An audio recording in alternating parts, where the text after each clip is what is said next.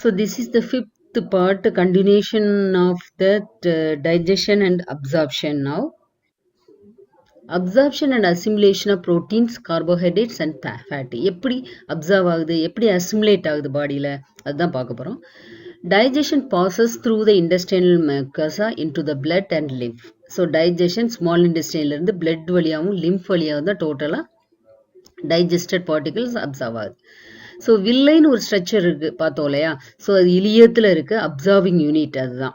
So it consist of lacteal duct in the middle surrounded by network of blood capillaries. So அப்போ absorption இந்த unit மூலமாக தான் absorption நடக்குது. இந்த absorption various process are involve in absorption, that is active, passive and facilitated transport. 3 விதத்தில் வந்து இது absorb ஆகுது நியூட்ரியன்ஸ். முதல்ல வந்து fructose. They are absorbed with the help of the ion, carrier ion Na. Sodium இருந்தால் தான் இந்த ஃப்ரக்டோஸ் வந்து என்ன செய்யும், அப்சர்வ் ஆகும். This mechanism is called facilitated transport. So ஒரு கேரியர் இருந்தால் தான் இந்த ஃப்ரக்டோஸ் வந்து பாடிக்குள்ளே செல்லுக்குள்ளே என்ன செய்யும், அசிமுலேட் ஆகும்.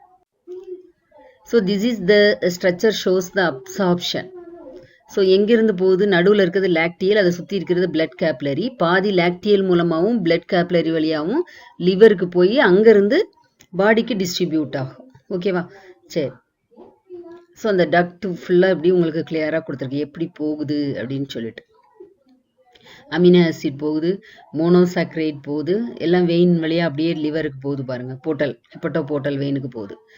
அடுத்து சென்டரில் வந்து கைலோ மைக்ரான் அப்படின்னு போட்டிருக்கு, அதாவது ஃபேட்டி ஆசிட்ஸ், அதான் லாக்டியல் வழியாக லிம்பாட்டிக் சிஸ்டம் வழியாக என்ன செய்யும், போகும். ஓகேவா? ஃபேட்டி ஆசிட் அதான் லாக்டியல் அப்படின்னு சொல்கிறாங்க. ஷார்ட் செயின் ஃபேட்டி ஆசிட் வந்து பிளட் வெசல் வழியாக போகலாம். So nutrient like amino acid, glucose and electrolytes like sodium are absorbed into the blood against the concentration gradient by active transport. So இந்த மூணும் active transport மூலமா ஆகுது.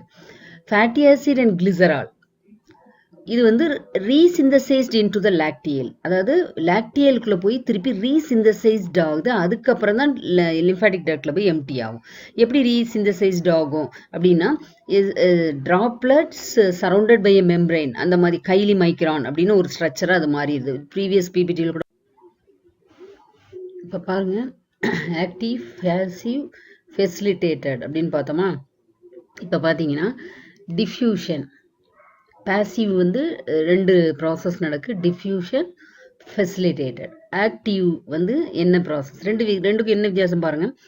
Diffusion means higher concentration to low concentration கிரேடியண்ட்டுக்கு ஆட்டோமேட்டிக்காக, இது வந்து செல்லுக்கு உள்ள, அது செல்லுக்கு வெளியே. ஸோ அந்த கான்சன்ட்ரேட்டட் கிரேடியண்ட்டுக்கு தகுந்தாப்புல வெளியில் ஹையராக இருந்துச்சுன்னா உள்ளுக்குள்ளே போகும், உள்ள ஹையராக இருந்துச்சுன்னா வெளில போகும், அவ்வளோதான். ஸோ இப்படி நியூட்ரியன்ஸ் வந்து டிரான்ஸ்ஃபர் ஆகும். ஃபெசிலிட்டேட்டட் டிஃப்யூஷன் ஹை கான்சன்ட்ரேஷன் கிரேடியண்ட்ல இருந்து லோ கான்சன்ட்ரேஷன் கிரேடியண்ட்டுக்கு போகும். அங்கே வந்து என்னது, ஒரு புரோட்டீன், ஒரு கேரியர் மாலிகுல் இருக்கு. நம்ம பார்த்தோமா, ஃப்ரக்டோஸ், சோடியம் இருந்தால் தான் செல்லுக்குள்ள அப்சர்வ் ஆகும். அத மாதிரி ஒரு கேரியர் மாலிகுல் செல் மெம்பரைன்ல இருக்கா?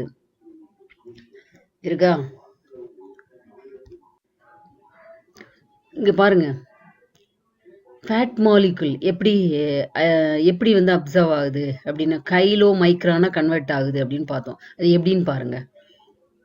பார்த்தீங்களா, ஒரு ப்ரௌனு, ஒரு ரெட்டு, ஒரு ப்ளூ கலர் போட்டிருக்கா. ஸோ இப்படி ஒரு மெம்பரைன் பவுண்ட் மாலிகுலாக மாறிடும். அந்த குளோபியூல் லைக் ஸ்ட்ரக்சர் தான் it was prepared by ER. பாருங்க, இஆர்னா என்ன, எண்டோபிளாஸ்மிக் ரெட்டிகுலம் மூலமாக அது ஃபார்ம் ஆகுது. தென் கால்ஜி காம்ப்ளெக்ஸ் மூலமாக திருப்பி அது கால்ஜி காம்ப்ளெக்ஸுக்கு வந்து திருப்பி கைலி மைக்ரானா கன்வெர்ட் ஆகி என்ன செய்யும், செல்லுக்குள்ளே வரும். ஓகேவா? சரி. ஸோ அப்போ இப்படி தான் லிப்பிட்ஸ் வந்து மெட்டபலைஸ் ஆகி அப்சார்ப் ஆகுது அப்படிங்கிறத இதுக்கு எக்ஸாம்பிளாக கொடுத்துருக்கேன். Now water soluble vitamins absorbed by simple diffusion. அந்த டிஃப்யூஷன்னா என்னன்னு நான் உங்களுக்கு சொல்லிட்டேன். Or active transport. ஆக்டிவ் டிரான்ஸ்போர்ட்னா என்னன்னு சொல்லிட்டேன், ப்ரீவியஸ் பிபிட்டில் பார்த்துட்டோமா. So transport of water depends upon the osmotic gradient. So osmotic gradient water ஹையாக இருந்துச்சுன்னா அங்கேருந்து லோயர் லெவலுக்கு வரும். அதுதான் ஆஸ்மாட்டிக் கிரேடியன்ட் த்ரூ ஏ மெம்பரைன். ஸோ செல் மெம்பரைனை தாண்டி போகிறது, அதான் through A membrane. So then absorption takes place in the small intestine. என்னெல்லாம் ஆகும்னா சுகர், ஆல்கஹால், மெடிசின், இந்த மூணு ஸ்டமக்ல. ஓகேவா? அடுத்தது சில drugs by blood capillaries, lower side of tongue, mucous of the mouth. சரியா? ஸோ சூ பண்ணி சாப்பிடணும்னு சொல்லுவாங்க. சில டேப்லெட் பார்த்துருக்கீங்களா? நாக்கு கடியில் வைக்கணும் அப்படின்னு சொல்லுவாங்க. ஸோ இப்படி ஒவ்வொன்றும் அதோடைய அப்சார்ப்ஷன் ரேட்டுக்கு தகுந்தாப்புல தான் மெடிசின் ப்ரிப்பேர் பண்ணுவாங்க. Large intestine involve in the absorption of more amounts of water, vitamins, some minerals and certain drugs. And the absorbed substances are transported through blood, lymph to the liver through the hepatic portal system. First நான் picture உங்களுக்கு கொடுத்தேன், எப்படி இன்டெஸ்டைன்ல இருந்து ஹிப்பாட்டிக் portal சிஸ்டத்துக்கு போகுது. போர்ட்டல்னா என்ன? Blood vascular system. ஹிப்பாட்டிக்னா liver. That's all. Okay, இங்கே பாருங்க, சிம்பிள் டிஃப்யூஷனுக்கும் ஃபெசிலிட்டேட்டட் டிஃப்யூஷனுக்கும் என்ன வித்தியாசம் அப்படின்னு கொடுத்துருக்கு உங்களுக்கு. சிம்பிள் டிஃப்யூஷன் லிப்பிட் அவுட் சைடில் இருக்கு, இன்சைடில் இருக்கு, அவுட் சைட் செல். ஸோ லோயர் ஹையர்ல இருந்து லோயருக்கு போகும், அதான் வந்து சிம்பிள் டிஃப்யூஷன். ஃபெசிலிட்டேட்டட் டிஃப்யூஷன் அப்படின்னு சொன்னனைக்கு த்ரூ எ ப்ரோட்டீன் சேனல், அதனால தான் அதுக்கு பேர் ஃபெசிலிட்டேட்டட் டிஃப்யூஷன். இங்கே பாருங்க, water, osmotic ground, tight junction அப்படிலாம் நம்ம அதில் படித்தோமா, அது வழியாக தான் அந்த வாட்டர் டிரான்ஸ்போர்ட் ஆகுது பாருங்க. அதுதான் சோடியம், சோடியம் உள்ளுக்குள்ளே வருது, குளோரின் உள்ளுக்குள்ள வருது, வாட்டர் என்ன செய்யுது? ஆஸ்மாட்டிக் ப்ரெஷருக்கு தகுந்தாப்புல என்ன செய்யுது? அப்சர்வ் ஆகுது. ஓகேவா? சோடியம், குளோரின், வாட்டர், தென் செல்லுக்குள்ள வந்துட்டு அப்புறம் என்ன செய்யும்? கேப்லரி வழியா. So this is the transport of water. இப்போ பார்த்தீங்கன்னா the whole digestion ப்ராசஸும் உங்களுக்கு வந்து ஒரு சார்ட்டில் கம்ப்ளீட்டாக கொடுத்தாச்சு. இங்கே கார்போஹைட்ரேட் டைஜஷன் எப்படி, பான்கிரியாட்டிக் அமைலேஸ் எப்படி ஒர்க் பண்ணுது, எப்படி பைல் சால்ஸ் ஒர்க் பண்ணுது, இதெல்லாமே டோட்டல் டேப்லெட் காலமாக உங்களுக்கு வந்துடும் ஃபுல்லா. ஓகேவா? அண்டர்ஸ்டாண்ட்? ஓகே, சப்போஸ் 5 மார்க் கொஸ்டினுக்கு இந்த இது டோட்டல் சார்ட் கேட்கலாம். இது கூட உங்களுக்கு புக்கில் வந்து என்ன கொடுத்துருப்பான்னா, எந்தெந்த இடத்துல எப்படி அப்சார்ப்ஷன் நடக்குது, அசிமுலேஷன் நடக்குது அப்படின்னு கொடுத்துருப்பான். அதை மட்டும் இதில் சேர்த்துக்கோங்க நீங்கள். ஓகேவா? அண்டர்ஸ்டாண்ட்? இப்போ பாருங்க, ஆக்டிவ், பேசிவ், ஃபெசிலிட்டேட்டட் அப்படின்னு பார்த்தோமா. இப்போ பார்த்தீங்கன்னா டிஃப்யூஷன், பேசிவ் வந்து 2 ப்ராசஸ் நடக்கு, diffusion, facilitated. Now caloric value of carbohydrate, proteins and fat. அதாவது பேலன்ஸ் டயட் வந்து ஒவ்வொருத்தருடைய லெவல், ஜென்டர் லெவல், ஃபிசிக்கல் ஆக்டிவிட்டிக்கு தகுந்தாப்புல, pregnancy, lactation mothers, so it may be vary from person to person. So now calorific value பார்க்க போகிறோம். Carbohydrate, sugar, starch எல்லாமே 1 கிராமில் 4 kilo calorie கிடைக்கும் நமக்கு எனர்ஜி. லிப்பீடில் 1 கிராமில் 9 கிலோ கேலரி கிடைக்கும். ஸோ அப்போ ஃபேட் சாப்பிடும்போது நம்ம கொஞ்சமாக சாப்பிடலாம், ஏன்னா கேலரி நிறைய கிடைக்குது. When we compare carbohydrate, protein 1 gram of ப்ரோட்டீனில் பாருங்கள் 5 கிலோ கேலரி கிடைக்குது நமக்கு. சரியா? So an average Indian have to take 1 gram per 1 body வெயிட்டுக்கு தகுந்தாப்புல, பெர் 1 அப்படின்னா என்ன? அவங்களுடைய பாடி வெயிட்டுக்கு தகுந்தாப்புல. இப்போ 45 வெயிட்னா அப்போ அவங்க 45 கிராம் டெய்லி சாப்பிடணும். அப்படின்னா தான் பாடி வந்து என்ன செய்ய முடியும்? ஃபிட்டாக வைக்க முடியும் இல்லையா? இல்லாட்டி டெஃபிஷியன்சி வரும். Okay, this is then Indian record. According to Indian record 1 gram per 1 body weight. Now nutritional and digestive disorders we are going to see. Intestinal tracts are more prone to the bacterial, viral and fungal, parasitic worm infections இல்லையா? So அதனால அதுக்கு பேர் கோலிட்டிஸ். இந்த மாதிரி infections இருந்தால் symptoms என்னெல்லாம் வரும்? Rectal bleeding, so ரெக்டத்துலேருந்து ப்ளீடிங் ஆகும், அப்டோமினல் கிராம்ஸ், வயிறு வலி, டயரியா.